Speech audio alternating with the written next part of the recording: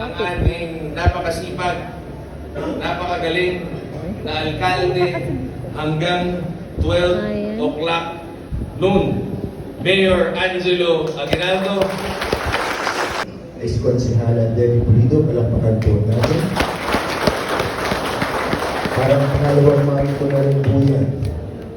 Kaya, basta kung ano yung pagmamahal niyo sa akin, ibigay niyo rin po sa kanila. Okay? Wala naman sa araw na ito ngayon, Mami. Nakatira na po kayo sa... Ngayon, mas lalong sasakit ang ulo ng mami ko. Bukod sa akin, ang dami niyo ng anak. Wala kayo, Mami. Ang pakiusap ko lang po sa inyong lahat.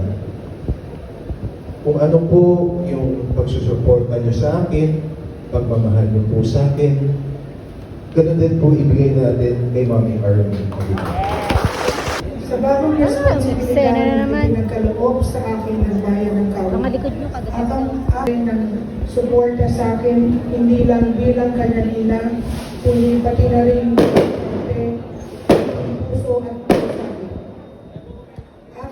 Sa tulong ng Diyos, katuwang ko kayong lahat, ang aking anak, ang mga konsehal. At mula naman po sa ating Local Youth Development Officer,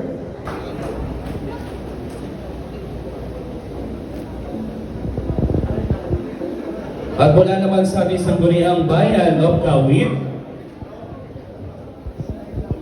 Ma'am Ari, invaluable and outstanding completion of his term as a Vice Mayor of the Municipality of Kawit. His leadership of the Sangguniang and extraordinary performance of his duty in partnership with the local chief executive contributed greatly to the invaluable and outstanding completion of the three-term Congressman Jolo. Hindi mo makita, mga likod nila Ayos awarding of plaque of appreciation. At para po igawad ang plaque of appreciation sa ating mga lingkod bayan, Republic of the Philippines, Province of Cavite, Municipality of Kawit, Office of the Sangguniang Bayan, the Sangguniang Bayan of Kawit, hereby award